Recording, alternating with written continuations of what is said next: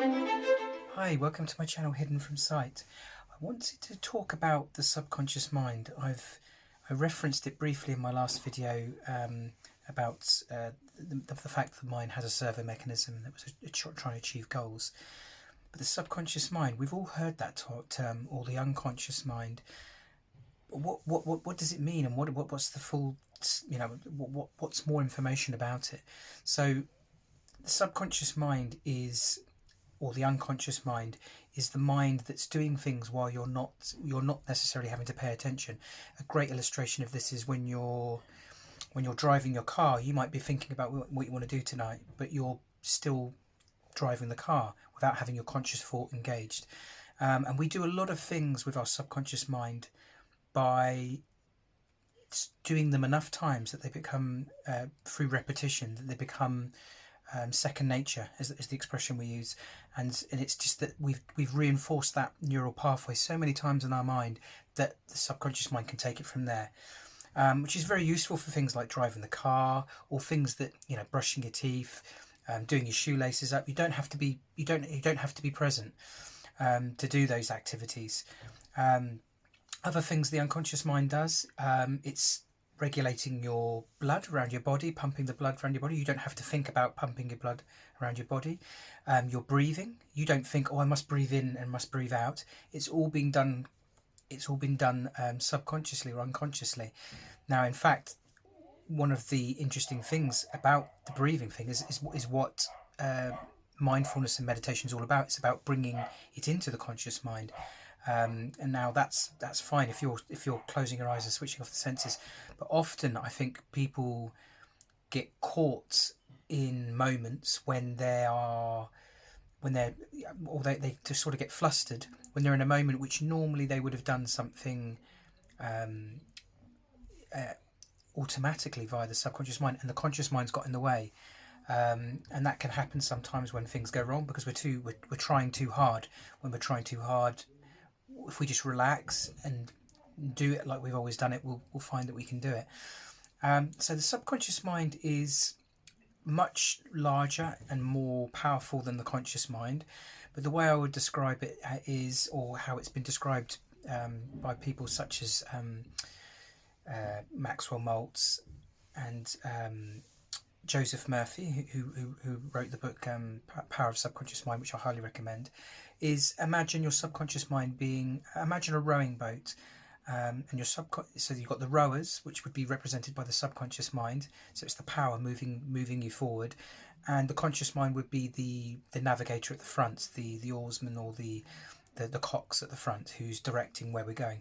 So by putting your conscious attention on things repeatedly, we can then move towards those things with the power of our subconscious mind, which is why they say it's very, very difficult to do something solely from your conscious mind. And if you want to change something about you or do something that's lasting, you need to get it into your subconscious mind, and that's done through habits. And I think Maxwell Maltz talks about it being, and I think it's disputed that it could be anywhere between 30 days, 2 months, if you ever repeated tasks then become subconscious. I mean, one of the things I've found just from some of my personal things, sort of changing my diet, the first month is always a bit of a challenge, and then when it goes beyond that, it becomes second nature. I don't start thinking about, oh, what am I going to eat, because I've done it enough times to then automatically know what I'm doing. So I think why it's good to be knowledgeable of this is because 95% of our life, the majority of the time we spend on this earth, our subconscious mind is taking the reins, particularly if you're finding your life is very repetitive.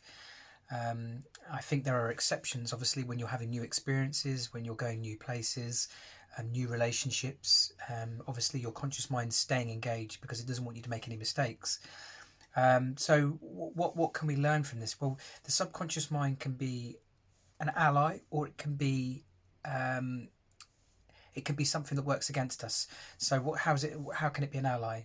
Well, it can be an ally if you have lots of habits, because habits which you've done often, then obviously the subconscious mind can take over, like driving the car. You can do those without having to think about it. So they're processes or programs in your mind that the subconscious mind can take and run. How it can work against you if you've got any bad habits, so smoking or drinking too much, or when you're getting under pressure, you're maybe losing your temper, or you haven't got a mechanism or a tool to be able to de-stress yourself, and you shout, and that becomes a habit, and it always happens. So why this is important, so we may have, because a lot of this happens unconsciously, a lot of our habits, we might not know that there may be a habit that we have that we're not even aware of, and it's not unless we get that feedback from other people.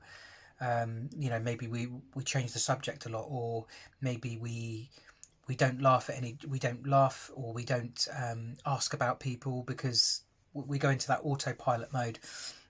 So it's good to be sort of asking other people and sort of understanding, sort of being self-reflective to understand what am I putting out into the world, because a lot of what people are seeing in you're not seeing in yourself. So it's a good idea to have a better idea of what you're putting out into the world, what your habits are, what are you doing on a daily basis. It's an ongoing thing, and I think if you've discovered you don't want a habit, there's particular habits you have that you don't want, and you want to replace them with new habits, that's the way to do it. Stopping something when you've been doing it habitually and just not replacing it with anything is going to be very, very difficult. I think the advice normally is from experts. I think you don't just stop doing something. What you do is you find something to replace it, because often we've got a habit. One of these bad habits is to fulfill a need. So what we need to do is find something else more wholesome, more better for you, more positive, that's fulfilling the same need that then you can then habitually do. I just wanted to touch, so that's all I wanted to talk about. I just wanted to do a short video on the subconscious mind. I think it's such a vast area that I want to talk about more in the future as well, because it's something that I was oblivious of for the first 40 years of my life, and now I'm I watch over my mind very carefully, anything that could possibly sort of sink in beyond my awareness, and obviously I'm always reflecting on myself and whether there's things about me that I want to change or improve on. So it's just something to be mindful, because if you've got finding your life very repetitive, you're not enjoying your life, maybe you're not happy with the person you are at this moment in time, it could be that you've got some habits that you could adjust and move. So just be reflective on what you're doing on a daily basis. Try and be conscious of that, and then understand what you're doing and what you would prefer to do, and then try and habitually get into the habit of consciously doing them until they become second nature and you've replaced the old habit with a new habit. Anyway, that's all for now. I'll be doing some more videos on the mind. The mind seems to be a massive topic and something I'm fascinated with, psychology and what makes people tick. So I'll be delving more into these topics and sort of thinking more about some of the stuff I've understood and learnt over the last 5 or 6 years. But for now, have a lovely evening and all the best. Bye bye.